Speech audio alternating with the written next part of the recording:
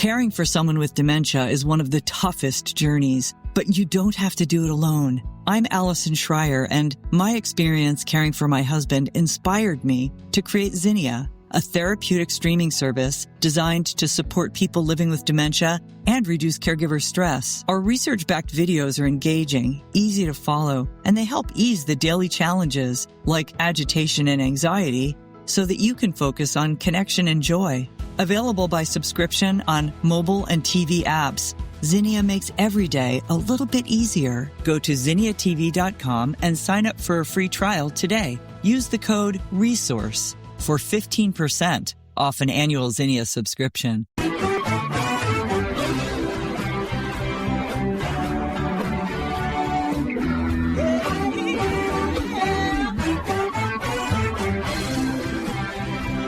Hi, everyone, and welcome to Alzheimer's Speaks Radio. I'm your host, Lori LeBay, and I'm so excited that you're joining us today. We are going to have a fascinating conversation, as usual, as we learn from people all around the world at all ages and stages of life. Stay tuned as we shift our dementia care from crisis to comfort. Here we go. What you think about, you will bring about dementia change. We will. Well, hi, everyone, and welcome to Alzheimer's Speaks Today. I'm your host, Lori LeBay, and today we are going to be talking about uniting for a better dementia care system. And Seni and Educate with Dementia Live is doing just that. So before I introduce you to our guests, I always ask you to be a giver of hope. Like, click, and share. It really helps expand and get this information out to people who really need it. It takes little time and it costs you no money at all, but it really has a big impact. So if you want to join us and be a giver of hope, I would very much appreciate it. And then I always like to bring up that we have a ton of free educational resources at alzheimersspeaks.com. So don't miss out on those, as well as our sister company, Dementia Map. Now, with no further ado, let's go ahead and introduce you. Ladies, I'm so excited to have you both with me today on Alzheimer's Speaks. I love what you're doing, and to see the two of you guys unite together to really shift dementia care and beyond that, it's just going to be of such importance, learning compassion and education and how to communicate, how to care, how to protect, and how to live well with incontinence. I just think the bundle of you guys together is just going to be amazing. So I can't wait to watch what you're going to do. But before we dive in, I'm going to have you each introduce yourself. And Deanna, I'm going to have you start if you don't mind. Fabulous, fabulous. Well, first of all, thank you, Lori, for the opportunity to be here. I'm excited to speak with you and Pam. My name's Deanna. I am the National Sales Manager for TZMO USA, which is the parent company of the Seni brand. So hopefully, as we continue to spread awareness across the country, more people are familiar with Seni products, which are adult incontinence products. And so just, again, couldn't be more excited to share more about our recent relationship with Pam and her team. And thank you. And one of the things I'm just going to add, they are way more than just an incontinence product. They are a shift in how we view incontinence. And their whole company has just done amazing things in getting people to be able to talk about this topic and to feel comfortable and to know there are things that they can do to continue to living well. And so kudos to you and your Seni team. You've just done amazing work, and it's just been fun to watch you grow and really help shift, that thought process out there that it keeps people kind of hidden in their houses and not participating in life fully. Thank you. Pam, why don't you go ahead and introduce yourself? Yeah, it's great to be here, Lori, and to see you and Deanna and to be here. So grateful for both of you and excited for this relationship with Seni. I'm Pam Brandon. I'm the founder of Educate Training Institute, and we are going on 11 years with our Dementia Live program. which is our core program at Educate, but we are all about the human side of caregiving. So we say we're not the check the box off training, the state regulated training. We are beyond that. We go beyond the basic tools to really a deep understanding of walking into the world of dementia through Dementia Live, and walking people through that need to have empathy and compassion by the lived experience. And so we're very grateful to have the growth that we have had. It just shows what the need is in really across the aging spectrum. So we're delighted to be working with Seni. Deanna and I met many years ago at a conference, and I think just connected then and had this brainstorm. We're all about collaboration, and I really believe that that is how we work together in this space. I'm going to ask both of you, and Pam, I'll start out with you. Have you been personally touched by dementia? Just briefly, because we got a lot of stuff to cover. Like so many, yes. My father had Alzheimer's disease. I was sandwich generation. My children were babies. And I was long distance caregiving here from Texas, and they were in Chicago. Went on that journey together with him, and then very shortly after that, my mother was diagnosed with Parkinson's. So I was a 15-year caregiver. And Deanna? Yes, my aunt, unfortunately, on my dad's side, and even closer in my circles now as I continue to age, I hear more about parents of friends, and even have one friend from college that I haven't seen in years, but I've heard through the grapevine that he has Alzheimer's. So that's it gets close to home. Yeah, it sure does. It's not going to miss any of us in one form or another, That's right. on that. Now, Deanna, I want to ask you, from Seni's perspective, this is a big investment to, collaborate and kind of expand, I would say, really your product line, even though it's this empathy-based program that Pam has done with Dementia Live, and how that partners with, giving care to someone who's incontinent. I just think it's just a magical thing that you're doing. But I want to hear in your words, why do you think that was important to do? Because I've not heard of any incontinence products doing something on this level at all. It's just, here's a product, buy it.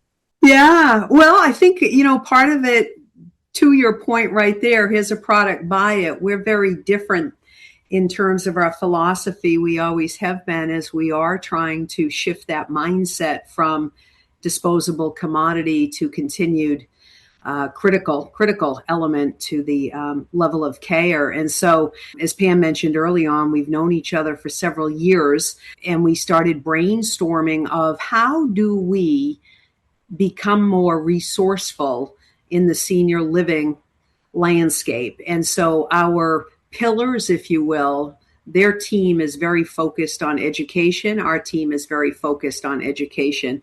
People with Alzheimer's, that demographic, unfortunately, continues to grow. Within that demographic of dementia as a whole, people more often than not at some point will become incontinent.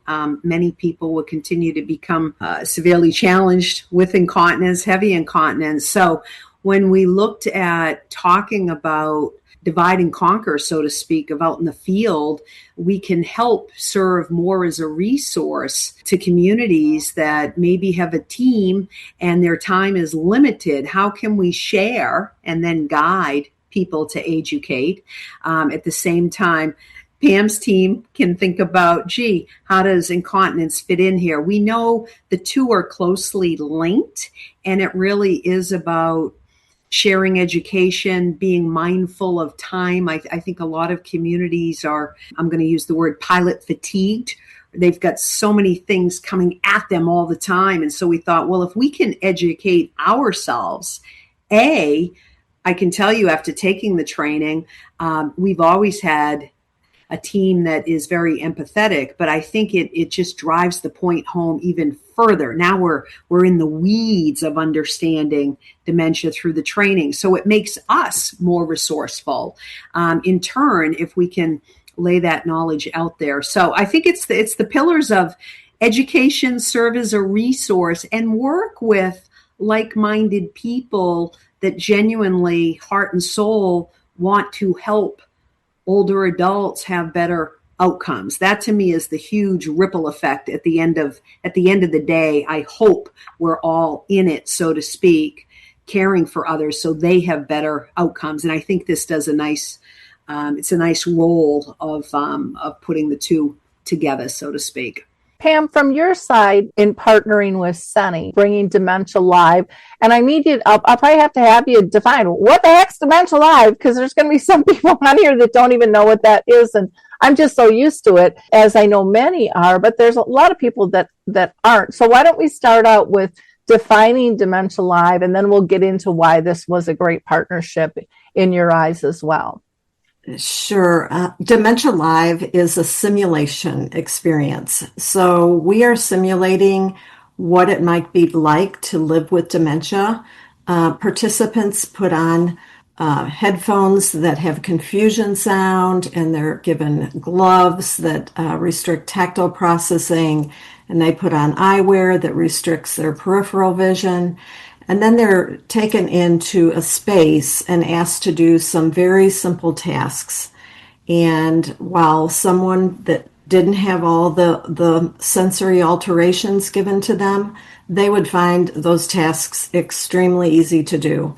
But once we have altered their senses like we do, and these altered senses are what many people with dementia have experienced themselves, that participant is not able to do those tasks. And so, we often say we successfully fail people in the Dementia Live experience so that they have the feeling of not being able to do something. And so when they come out of that brief experience, we immediately talk to them about those raw emotions.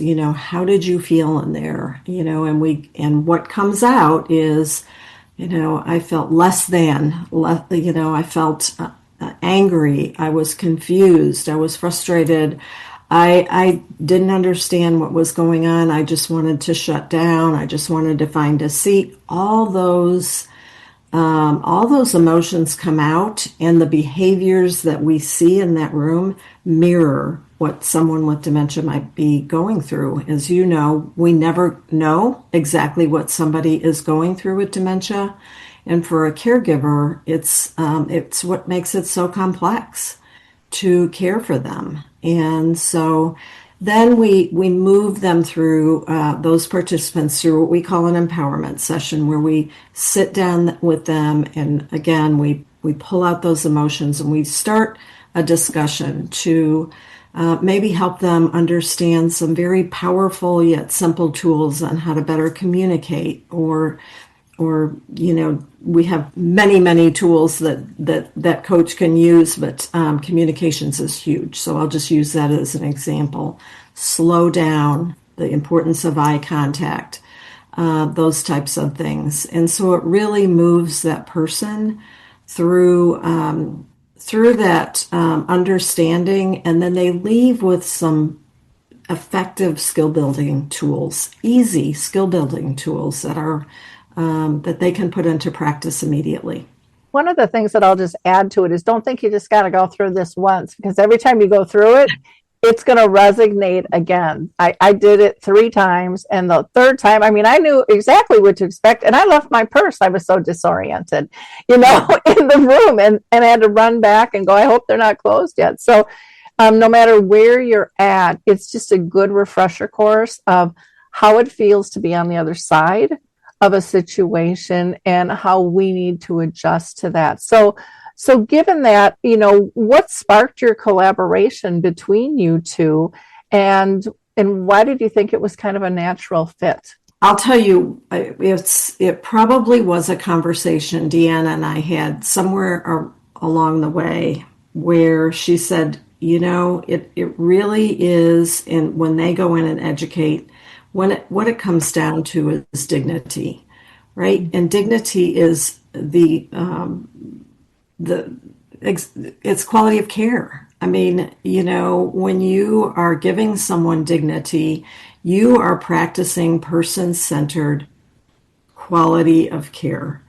And it sparked this idea of, they are not just selling incontinence products. They're going in, as Deanna said, educating, because if that caregiver does not know how to use the incontinence products correctly, and what they can take away from our training then is how to communicate with that person as they're changing them or, sharing with the family.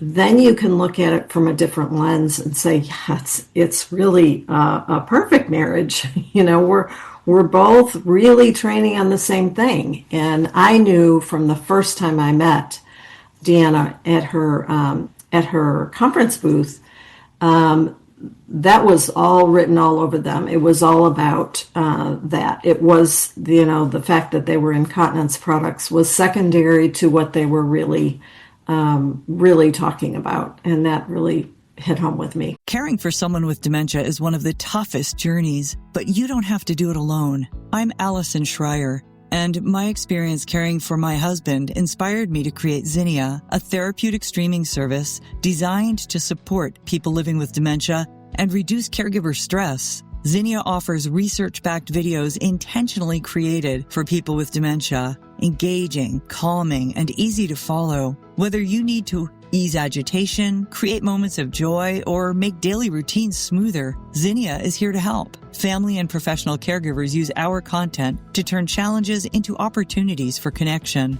Accessible by subscription on mobile devices and connected TVs, Zinnia is simple to use whenever you need it. Because when caregiving feels easier, life feels better. Go to zinniatv.com and sign up for a free trial today. Use the code RESOURCE for 15% off an annual Zinnia subscription. I just want to set this up because some people have never dealt with incontinence personally or with somebody that they know. And what you have to keep in mind is the person who has incontinence is embarrassed, they're on edge, they are afraid of having an accident. And you just think of that frustration to be able to, even if it's just sitting in your own living room, let alone walking out the door in public. That's a lot of weight to bear. And then you have, if someone is being cared for by somebody else, they know that this is going to be a difficult situation typically, because a lot of times there's pushback. I can handle it myself, or there's frustration, might be an actual, fight if it's verbal or whatever, but sometimes people get combative. And then the caregiver is also thinking, oh, extra work.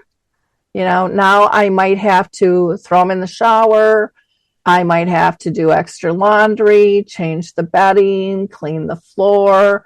This is not just a one-on-one task. And this is about keeping the dignity on both sides and lessening that stress and getting people to communicate that this is okay. I'm here to help you deal, because it's, unless you've been through it, you don't know what it is. And for staff, especially who are dealing with a lot of people, it can change. And when you're dealing with somebody with dementia, one day they might be perfectly fine in terms of this, and the next second, not so much, and it might be the person themselves. Most likely it's the approach, could be the mood, it could be many, many different things. And so you guys working together, I think, is just so important with that. So Pam, I'm going to throw this one back to you about your training and teaching people empathy to, better support residents who require incontinence care. How do you see that apply? Like, I pointed out the problems. So, how do you fix those? Well, or lessen them? Yeah, I think you gave some great examples, and what was going through my mind when you were giving those examples, Lori, was, in the scenario of, the caregiver is getting frustrated, right? I have to shower them again. I have to go through the whole dressing again and changing. This is going to take time. That person who is living with dementia, possibly, and that resident that they're caring for, they are feeling that frustration in their caregiver, right? I mean, we show it in our expressions. We show it in a caregiver who's stressed. They maybe don't have to say one word often. They're showing it, right? Okay, what is a natural reaction then from that person? It's to pull back. And I think this, we all know that isolation and embarrassment is not just people living alone at home. It is in community where they might say, because they know that person, they frustrated that person, you know what? I'm just going to stay in my room because I know if I have another accident, I'm going to stress somebody out.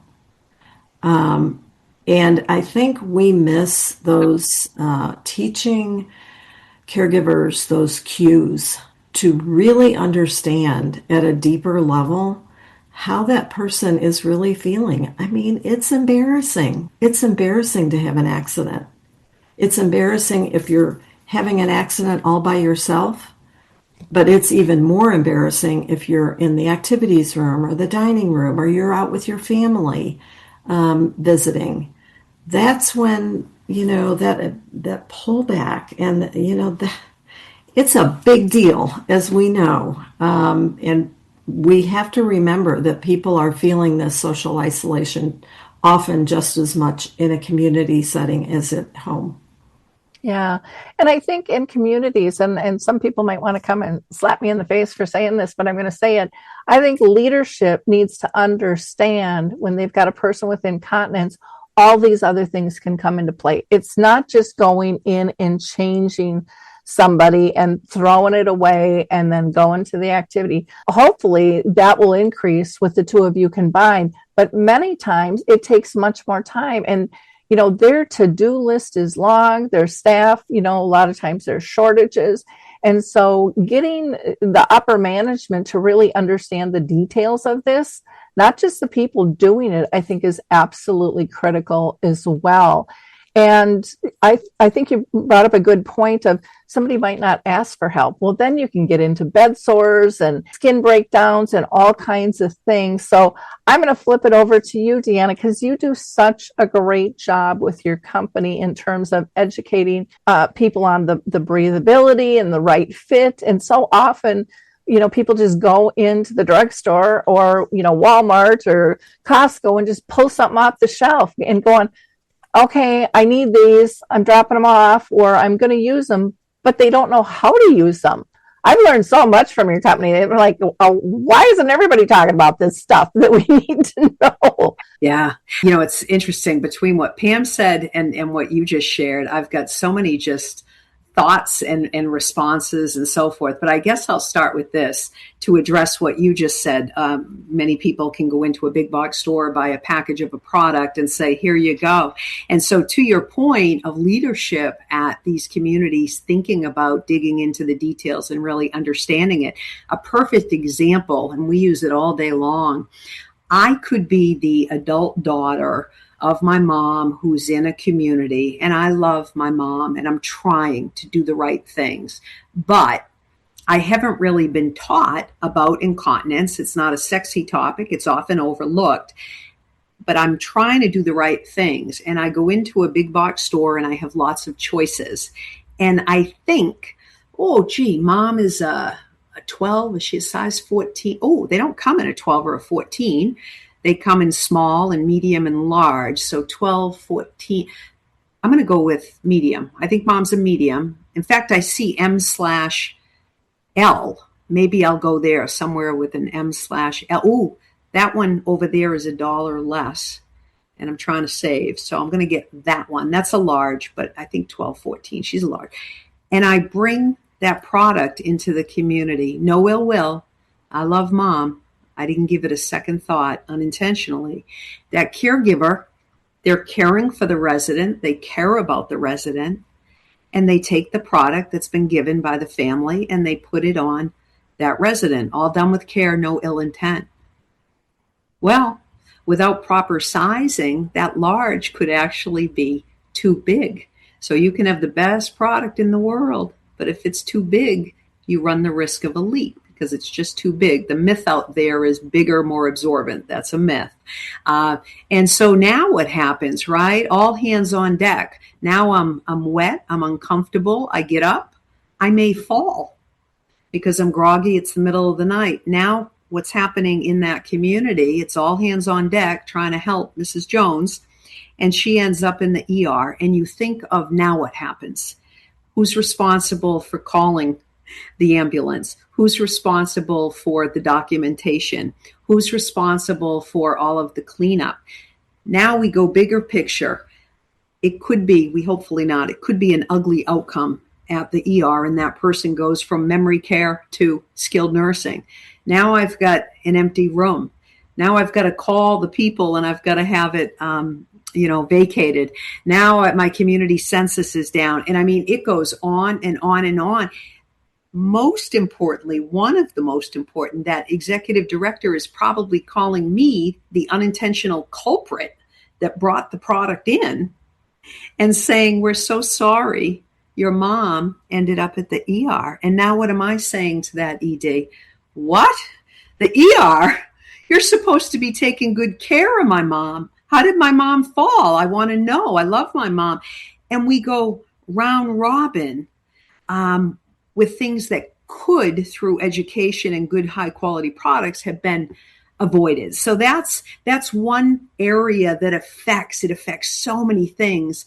From a family caregiver at home perspective, I always think of, especially as I get older, I've been married coming up on 30 years. What about couples out there that have been married for 50 years, 60 years, and you have one spouse providing care for the other? So let's say during the day, maybe that spouse that has their faculties and is the caregiver to their loved one, maybe they have some help coming in, whether it's skilled health, whether it's home care, they have folks coming in.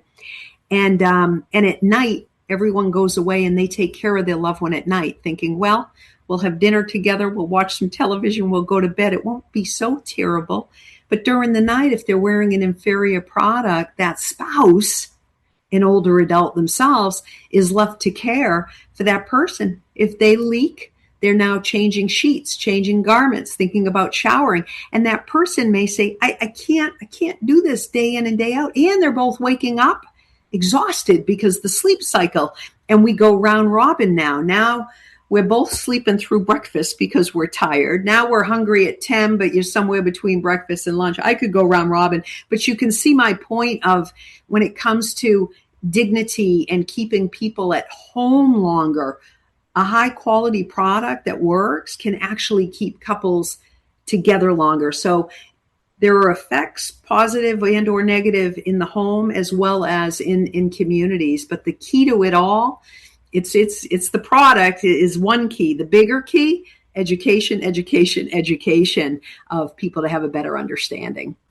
Caring for someone with dementia is one of the toughest journeys, but you don't have to do it alone. I'm Allison Schreier, and my experience caring for my husband inspired me to create Zinnia, a therapeutic streaming service designed to support people living with dementia and reduce caregiver stress. Zinnia offers research-backed videos intentionally created for people with dementia, engaging, calming, and easy to follow. Whether you need to ease agitation, create moments of joy, or make daily routines smoother, Zinnia is here to help. Family and professional caregivers use our content to turn challenges into opportunities for connection. Accessible by subscription on mobile devices and connected TVs, Zinnia is simple to use whenever you need it. Because when caregiving feels easier, life feels better.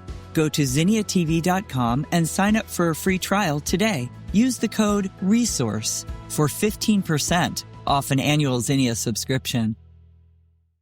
Oh, I totally get it. And in a community, if there's a fall, that's a huge tag for them, but no one's really looking at the whys in, how do we fix this in the broader picture, which again is brought up through education, and nobody wants that fall at home, as well. And I mean, we've heard stories of that, if the floor is wet, all of a sudden they're both down because the other person slips in it too. I mean, it just, it's not where we want to be. Pam, why don't you add on to that? Because I'm sure you've got some ideas under the, the workforce pressures of today. And again, how the two of you can really help with frontline staff and hopefully management too, understanding, what it is. The value that you two have together is tremendous. Yeah, I think what you said, Deanna, I mean, the domino effect of what can happen with the wrong size incontinence product was perfect. And that can be many other scenarios where it's just one thing that could have been avoided. And I think what in senior care, what we're seeing, and I'm happy to see this happening, is more education shared with the family. The families who have loved ones in their community, whether that they're in their community on a temporary basis, they're in rehab, but including the family is critical to the quality of care that resident has. And that relates to the challenges in workforce. We have high turnover. We will continue to have high turnover. This is part of the industry challenges that are predicted for the next 10 years at least, right? Let's not kid ourselves. We have to be able to retain good workers. We have to be able to train them properly from day one so that they are not frustrated.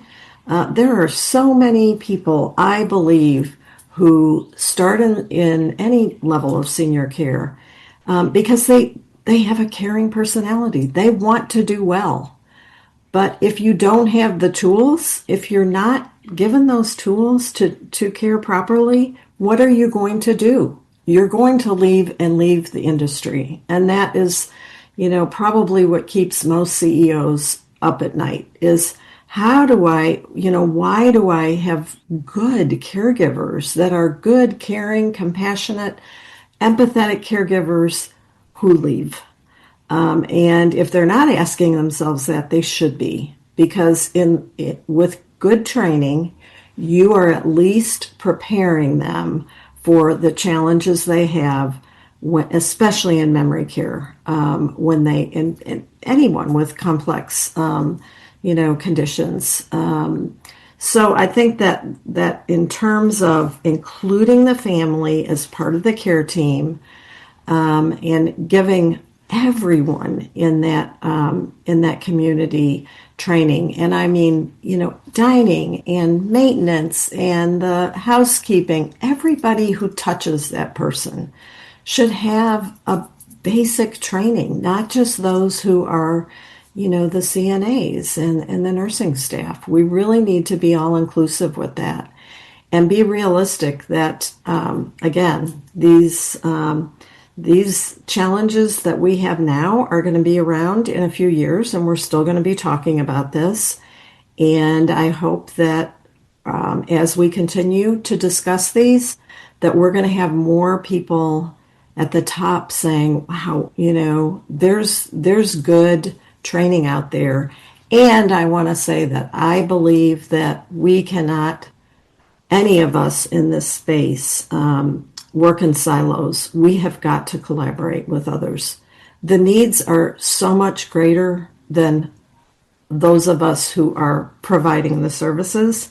And I really, truly believe that. I agree. I think it would be wonderful to get, a company or even one of the investors, the RITs that are purchasing up so many of these communities, to invest in a study of the combination of you two to reduce that work pressure and to cut down on the falls and increase the quality of life. I think that would be amazing, because a lot of times you got to get to their bottom line to prove it to them and shake it in front of their face that, hey, this is really going to have a ripple effect and increase your performance, increase your bottom line, so that maybe you can even pay people a little bit more for these jobs that you're having a hard time holding. I mean, it just kind of goes over and over again.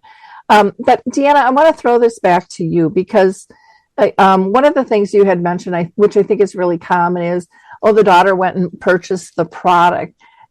Do you ever convince communities or maybe pose this question? Why don't you purchase them and just bill them so they do have the right product, so that you're not, because it's another layer that's added on that can complicate the system.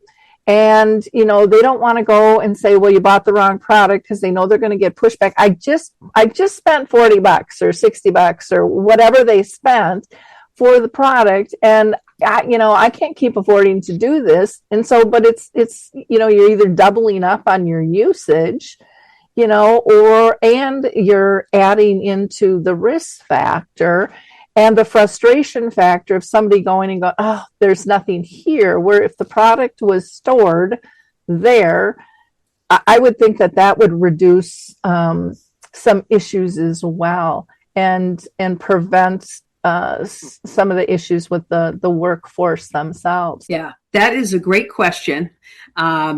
I could probably go on and on with my rant for an hour on it, but I will tell you this: we do.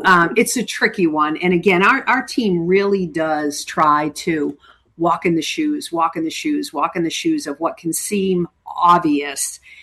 Isn't so obvious with so many complexities of caring for people that I know both of you know that. But so to answer your question, yes, we work with several communities that we're manufacturers. So we make the product. We work with many different distributor partners.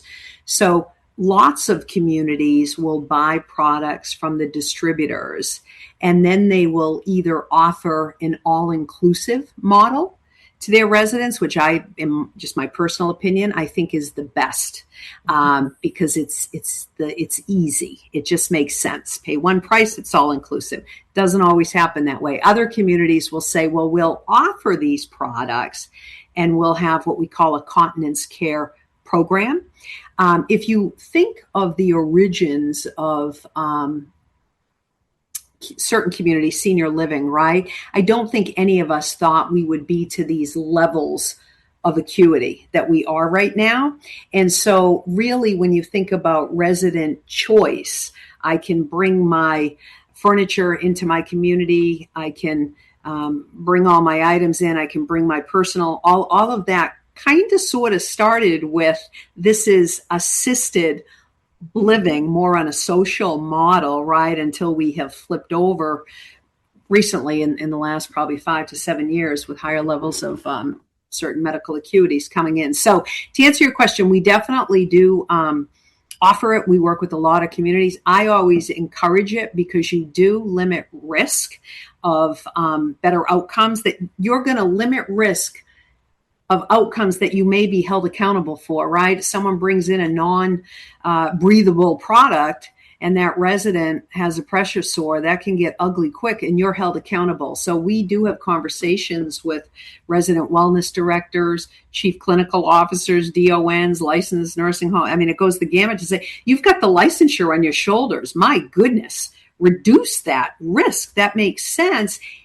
And from a care perspective, oh my goodness, why wouldn't you want to guide residents to a high quality product that's going to mitigate risk on the clinical, but also improve social outcomes? Pam talked about it earlier. If I have my faculties, but I have incontinence, I may think twice about going and participating in an activity because I'm fearful. And if it happens once due to an inferior product, how do you think I'm going to feel the second time? I'm not moving. I'm not going out. Caring for someone with dementia is one of the toughest journeys, but you don't have to do it alone. I'm Allison Schreier, and my experience caring for my husband inspired me to create Zinnia, a therapeutic streaming service designed to support people living with dementia and reduce caregiver stress. Zinnia offers research-backed videos intentionally created for people with dementia. engaging, calming, and easy to follow.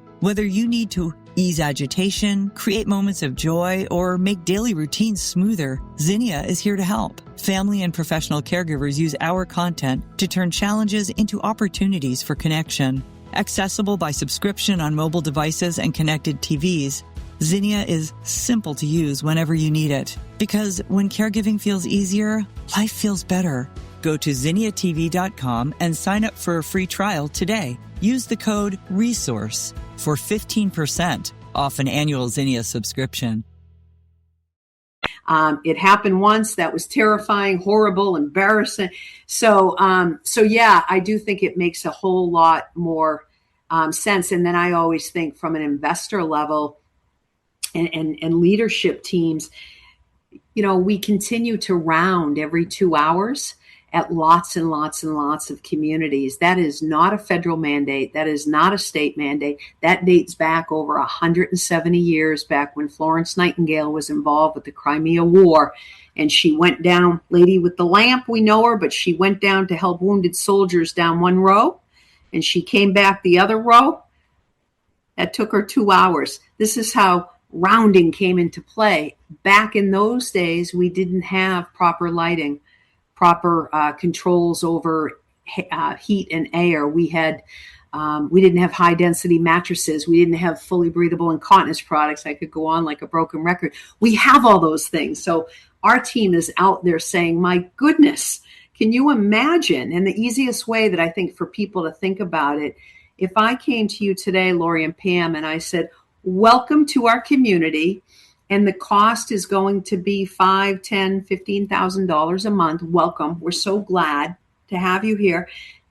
And here's the little caveat. For the rest of your life, Lori and Pam, we're going to wake you up every 2 hours. We would cringe, right? Logically, that makes no sense, and we don't have to do that. So circling back, I wish every community that's serving older adults would, yes, buy good quality products for them, figure out a financial model that works. And also, you might want to check residents on a time frame. And certain residents, you may have to check every 2 hours for other reasons. But when it comes just to typical rounding, because that's what we're used to doing, oh my goodness, I feel like that habit just needs to go. And it's not ill will. We have several communities that will say to us, well, what would my caregivers do? Let's work on some other things that are more pleasant. Or, oh my goodness, if I tell them that, they'll never round, they'll never change. And that goes back to, well, that tells me we need more training and education and coaching to solve it. It's not, if I'm being honest, it's not the right answer. The answer is, okay, well, this could happen. So now we need to fix this and we need to look at this. But Pam said it, this problem of quality care needed is going to continue to grow because the demographics growing. So we've got to kind of do some shifts to change outcomes, in my opinion. Oh, I agree. And what's so funny is people will, pick a lower grade product knowingly or not. It's not like a company would be pushing a higher brand product so that they can flash their tag. I'm wearing a Seni product, just like I got shoes or a purse or whatever. This has benefits and it reduces risk. So it's like, get out of that model and look at the big picture. Same with the insurance companies and Medicare. Look at this from a big picture. The ripple effect and the change this could have is huge. We look at the health issues with the caregivers. We look at the OSHA things that can happen with having to lift somebody to change or slipping in urine or the person themselves getting physically hurt. Wake up here. I mean, they don't want people, going to the hospital. All of these things can be reduced if people would communicate with actually people on the ground who are actually doing the task and what the effects are, along with entrepreneurs and companies like yourselves that say, hey, we have proven wares here of what we do and how we can change things to make the big picture better for everyone. Okay, I'll get off my podium, but I that kind of stuff just drives me bonkers because it's like, where is the common sense? Everyone's preaching better care and lower costs, but nobody's really doing anything to make those change. And that needs to be seriously looked at. And Pam, you look like you're biting at the bit to talk. I could not agree more. I mean, when we're really talking about saving money and, presenting the case for education and quality products for all the reasons that we just discussed, to an investor, I mean, it's going to save money. If we start to do it right, it's going to save money. And I will add that we need to realize that independent living is dealing with dementia and incontinence at greater and greater rates. And we have not addressed that. And that will change as well. I don't know what the latest age is, but it's mid 80s, I think, when they move into independent living. I could be incorrect on that latest number, but when they built independent living, they thought people would move in their 60s, right? That's not happening. It has not been happening. And with the cost of care, it is going to, that age is going to rise and rise. Well, of course, you're going to have more dementia, you're going to have more incontinence, you're going to have more chronic illness. And so we can't silo independent living as not needing all of this training. We need to be inclusive. I agree. And with doing something like this, it's going to lessen the stress on the staff, so you're not going to have the turnover as well. When somebody's dreading going to work, and this is probably one of the number one things that people say over and over that they don't like to have to deal with, if you can minimize that, that's massively huge. Gosh, I've got to stop popping in with my voice here because we still have so many questions to go.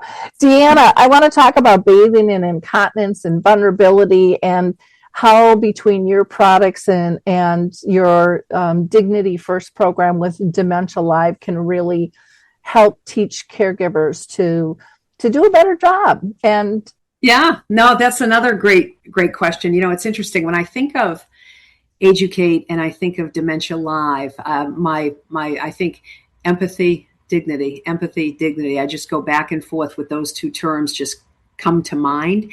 And so when you think about bathing and continence care, it's almost like caregivers that go through the training, I think, learn more about empathy and dignity. But it's it's almost like recognizing the need of the subtle cues of the residents that they are caring for. So it's needs-based type of thing through the training of I recognize that now, I'm more empathetic, and then Seni ties in with the product side of it, so it ties nicely without. You want to be able to care for someone in a dignified manner, right? And it's your dignified manner that allows them to feel dignified. You've got to feel it yourself so you can resonate with that person and provide that care, if that makes sense. So I think that's kind of the tie-in, the subtle cues that caregivers, I think, pick up with a resident. Are they feeling restless? Are they feeling embarrassed or shamed? Through the Dementia Live training, they can walk in the shoes a little bit more closely. And then, okay, now I can help here.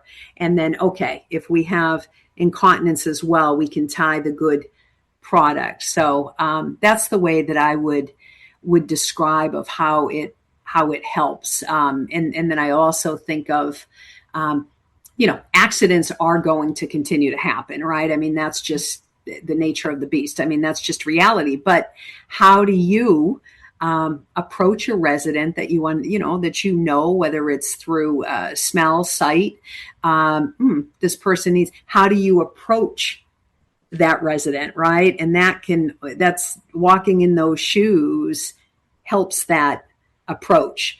A good quality product minimizes the risk. And that's why they're so closely aligned. And to Pam's point, to your point, we're talking about care. Every day is different. Every human being is different. So it's doing the best that you can with education and tools to get the best outcome, while understanding it's not a production line of people. It's human care. And we all have to breathe, take a step back, think big picture, think ripple effects. But at the end of the day, let's breathe and provide good care through education and tools. I think our companies do that. Good education, good tools, good match. Pam, for you, when you see people go through the Dementia Live experience, what kind of shift do you see in terms of their care approach? Often, when we first started presenting Dementia Live and really listening to those responses, it was amazing to me how many caregivers had been doing this for 20, 25, 30 years, and they came out crying. And they said, oh my goodness, I have been doing this all wrong. And a lot of that is their communication techniques. And that is something that we continue to see and hear often and we stick to the very foundational, powerful, essential tools. So that's where we fit in with the dementia training, is we call it a foundational tool. Many come out, and many families come out, totally overwhelmed with, I just had no idea. And you've heard the story, both of you have, of, the fighting that happens, because mom asks how many times, why she hasn't gotten breakfast, and daughter says, I just fed you, you had eggs and toast 15 minutes ago, and 5 minutes later, mom says, you haven't fed me breakfast. And it goes on and on and on. And, daughter won't give up on that. I'm going to remind her, when in fact, after going through Dementia Live and realizing mom really can't remember, just like you couldn't remember the tasks we gave you, like her brain can't remember that. So here's a simple way to avoid that. And we, can walk them through those tools. So often it's times with caregivers, it's those, I hate to say it's the aha moment, but it is that one thing that really hits home while they're in the experience, and they come out and they say, oh my goodness, why didn't I know that before? Well, because you didn't, but let's move on. The last thing we want to do is have them feel guilty for that. What we want to do is empower them with that new understanding that they have. So like you said, Lori, which is very true, is you can go through Dementia Live many times and come out with a new aha moment. And we see that often. And people think they're going to remember the tasks, and they don't. And that's just... Well, we just need refreshers on empathy and the impact that we have on others. I mean, it's... Absolutely. Especially when there's so much pressure to be task-oriented these days, too, and just click it off. They're trying to protect their job by getting these things done under the time pressures that they're given, and that makes it really tough. One thing I do want to bring up too is the possibility of physical abuse. Not necessarily intentional, but grabbing somebody maybe a little rougher because they're exhausted, they're frustrated, and a lot of times they're being told, "You're not helping. I don't need that. Leave me alone." That pushback comes, and that can happen with your loved one. That can happen in a community. We can only push ourselves so far with this. We have to get realistic in terms of how we care and how we interact with one another. Deanna, I want to go over to you and ask you what you feel like the future of memory care is going to be like. And the other question would be, with administrators going, we can't afford something, we can't afford these products, or the hesitation of costs or the training. What do you say to that? We've kind of touched on that, but if you want to summarize that. Yeah, no, really, really good question. So, on a very positive note, I've been with TZMO for, 7 years.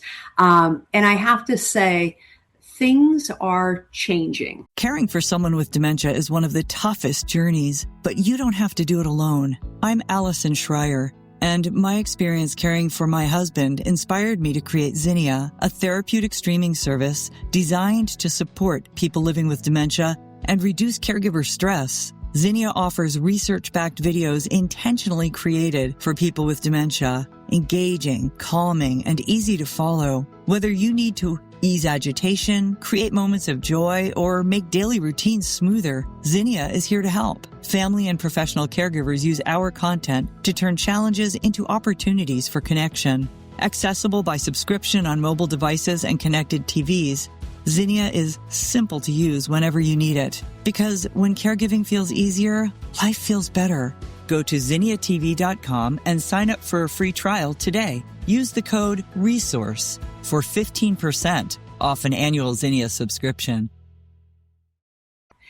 For the better, where communities and leadership and caregivers are thinking about utilizing not just better incontinence products, better Seni products for sure, absolutely, but also other tools and different products. So I do think COVID, if there was ever a silver lining, I think the bright light shined on the ill effects of social isolation in the incontinence space that triggered for many folks to say, yeah, let's dig into this a little bit better. So I do think due to education, things are changing. I think more communities are at least aware in the memory care space that silos are a challenge. And so personally, and I've got a very small sampling because I'm an outsider looking in, right, versus someone who's working in a community looking out. But from what I see, from what my teammates share with me, I do think there's still silos out there, but it's almost like people are recognizing we do need to change that. So the first step is let's recognize it. I think we're getting more to that level. Future of memory care. I think what I love about Pam's Dementia Live, and I feel like more demographics should see it, is we know that we are going to have a rise with that, or an increase in that demographic. So I think about, how aware are we when people shift from I have my faculties to something's wrong? If more of us were trained with Dementia Live, we could probably be more proactive to get resources and diagnosis and things in play. So education to me remains the key. I think we're going to continue to need more of it. But I do think there is a positive shift where communities and leadership are saying, yeah, I do still think there's a bridge, though, a bridge between different funding. I've got my investors here. I've got my care teams here. And what do I find in the middle? I think that's a mixed bag and a challenging bag, because we got to bridge that gap to all be on the same page. And it's got to be care, because individually we all shake our heads and say, is healthcare working for us? Or individually we all nod, no. As a society, we keep doing the same things. And that's what I don't understand. We're an intelligent group, right, of humans. We all nod individually, but as a whole, systemically, it's broken. So my hope is we get it fixed. I was just going to add to that I do think education is a competitive advantage now for senior living operators, home care, any providers. The more education they are going to provide for their staff, and they can talk about that to others, the more education they're going to provide for families. The ones who go out in the community and educate. Dementia is this big sphere, right? And we need to We need to conquer the awareness piece. We need to conquer, the education piece for staff. We need to really, really support our families who are the biggest numbers of those caring for their loved ones with dementia, and will continue. So we can't silo. It's all one now. And I do really believe that investors will understand that education is the competitive advantage that they have when they move into a community. I totally agree. And I think they're looking at, how to access that differently too. They used to do just one place at a time. Well, if you get everybody together and can do it, you can cut costs sometimes and be more effective and have more engaging conversation. And there's so many different ways to be able to do education these days. And that's been really interesting. And I've always found that in the past, there was more money spent on the marketing. But again, if you don't have quality of care, it kind of all falls away. People pick up on that stuff. And so that education and that application of that education is really, really critical. Pam, what do you think it would look like if every skilled nursing, assisted living, and so forth experienced dementia live? Oh, wow. Wouldn't that be great? That would make us happy to know that people had that foundational tool, because we really believe that it all starts with empathy. It all starts with compassion. And that when you have that deep understanding, you can layer on education that makes so much more sense. Could we create a more empathetic, compassionate workforce? Yes. We're not the end all. I know that it's not going to change. We have lots of components that have to work for our workforce to be fully trained, but we really believe that this is a powerful tool, and we've been out there for 11 years, and we know what those people who have gone through it are telling us, and so we know it works. And so, gosh, do what works, and stop doing what doesn't work. I think too many times we try to complicate dementia training, when really, if we kept it basic and effective and powerful, we would find that the outcomes would be stronger. It's, as we've said, complex, very complex disease, but we have very simple, powerful tools that can at least get us started. And let's not make it so complicated that caregivers just cannot grasp it. They don't have time in their training. And those that do continue in their careers as caregivers have that time to just build their strengths and become champions in their community. Well, thank you. Deanna, how about you? What would you think it would be like to have Seni products all over the place? I would love to see that. I mean, I have no doubt, costs would come down overall. Outcomes on a clinical side would improve. Social outcomes would improve. Staff issues would be reduced. And it would be a more pleasant environment overall. More communities would be thriving. It just would be unbelievable, Sarah. It would be. And I always think too, what would be really cool too is, I know because we're in it, right? We're in the senior space. We're in it. We can navigate well, but there's a whole big population out there that hasn't been in healthcare and senior living. They're new, and it's difficulty navigating. But if we all have each other's back, so to speak, no one would have to worry about mom or dad falling, having a skin breakdown, a UTI, whole nother story for another day. But all these wonderful things would almost go away. I guess I'll just summarize it. Our company, the products are made in Poland. We're a Polish-based company, and they have a saying over there, and I absolutely love it. We are too poor to buy cheap. We are too poor to buy cheap. And I just think that saying sums it up. Here in America, we've got to shift our mindset to overall value what care should look like and get away from a spreadsheet when it comes to buying an incontinence product, and get away from minimum training hours for dementia care. Let's get from what do we need to do?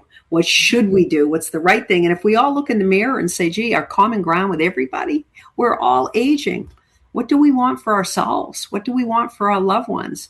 I don't want the cheapest product, any cheap product for me. I want the best for my mom. I think we all would agree. I mean, it's just common sense. So we got to get a little of that back. And that's how I would summarize. The world would be a better place when it comes to quality of care, for sure. I agree. I think, again, in wrapping up, and this has been said throughout the program, it's about education, it's about compassion, it's about empathy, and it's about efficiency.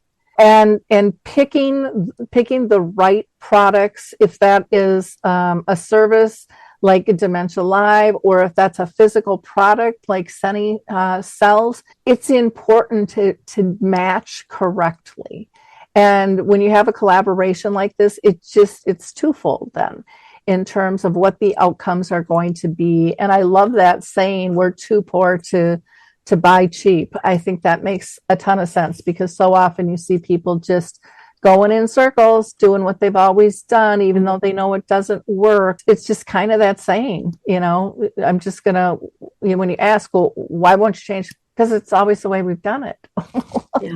We've got to change. We are in a critical spot throughout the world with care. This isn't just isolated to the U.S. It is all over. And why can't we be the leader in making this change and improving lives and improving our workforce and our outcomes for the investors as well? Deanna, do you want to go ahead and give out your contact information that you'd like people to have?